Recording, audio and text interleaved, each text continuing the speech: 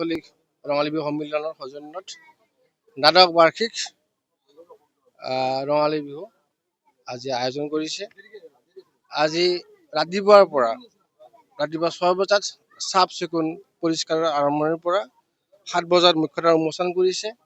আমাৰ এই অঞ্চলৰ সৰ্বৰি ব্যক্তি অৱসৰী প্ৰধান শিক্ষক বেলচৰ উচ্চতৰ মাধ্যমিক বিদ্যালয়ৰ শ্ৰী বিপুল চন্দ্ৰ ডেকা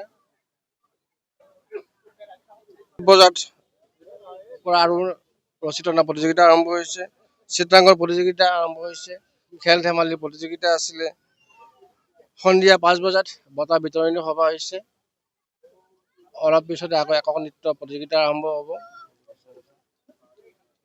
আৰু মুকলি প্ৰশ্ন মঞ্চ আৰম্ভ হ'ব আৰু আমন্ত্ৰিত বিহু হুঁচৰিৰ দ্বাৰা বিহু প্ৰদৰ্শন হ'ব, হুঁচৰি প্ৰদৰ্শন হ'ব।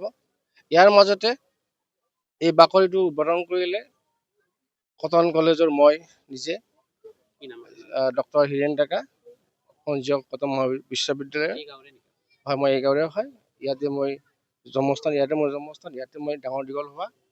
গতিকে আজি এই অনুষ্ঠানত থাকি মই যথেষ্ট সুখী।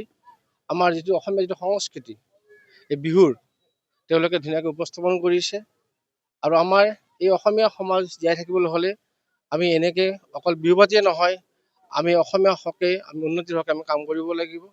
আজি আমাৰ অসমীয়াৰ যিটো অসমীয়া ভাষাৰ যিটো সংকট নামি আহিছে, আজি 50% তলৰ মানে যে অসমীয়া ভাষা কয়, আমি অসমীয়া ভাষাৰ উন্নতিৰ কাৰণে আমি এই বিহু মঞ্চৰ পৰা আমি প্ৰতিজ্ঞাবদ্ধ হ'ব লাগিব। ধন্যবাদ।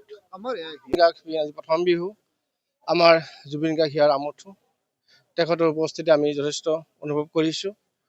তেখেতে গাই যোৱা যি গান, যি গীত, তেখেতৰ যিটো আদৰ্শ, আমি সেই আদৰ্শৰে অনুপ্ৰাণিত হৈ আমি আগবাঢ়িব লাগিব। আৰু তেখেত এই চেগতে মই আমাৰ অতি মৰমৰ জুবিন গাৰ্গলৈ মোৰ সশ্ৰদ্ধ প্ৰণাম জনাইছোঁ। আৰু এই চেগতে আমাৰ ডক্টৰ ভূপেন হাজৰিকা এইবাৰ আমাৰ শতবাৰ্ষিকী উদযাপন হৈছে। এই মহান ব্যক্তিজনক সুধাকণ্ঠক এই চেগতে মই মোৰ ফালৰ পৰা শ্ৰদ্ধা জনাইছোঁ, সুঁৱৰিছোঁ। আমাৰ এই বিহুখন আমাৰ 12 বছৰত আমি ভোজ দিছোঁ। আমি 2015 চনৰ পৰা আমি আৰম্ভ কৰিছিলোঁ এদিনীয়া কাৰ্যসূচীৰে। আমাৰ চুবুৰীত মানে 60 ঘৰমান মানুহ আছে। গতিকে আমি 60 ঘৰ মানুহৰ মাজত আমি তাৰমানে এটা সীমিত বাজেটেৰে আমি এই অনুষ্ঠানটো পাতি আহি আছোঁ।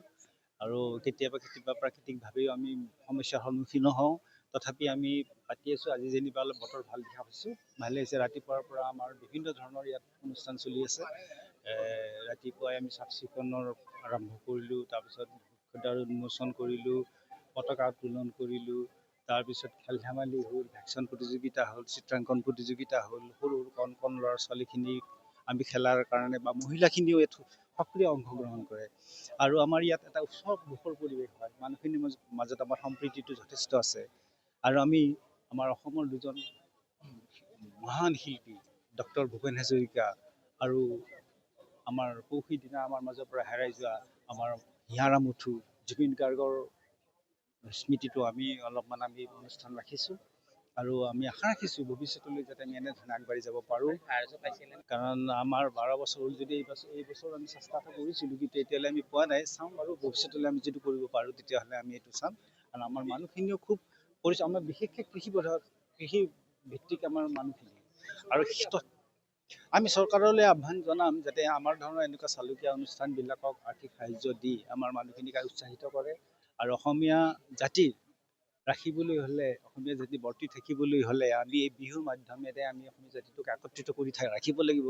বৰ্তমান যি জনগাঁথনি, যি পৰিস্থিতিৰ সৃষ্টি হৈ আছে, এই পৰিস্থিতিৰ মুখামুখি হ'বৰ কাৰণে আমি আটাই মাৰ বান্ধি আমি এই অনুষ্ঠানটি আন্তৰিকতাৰে আমি সম্প্ৰীতিৰে আমি পালন কৰি আহিব লাগিব। তাৰে কামনা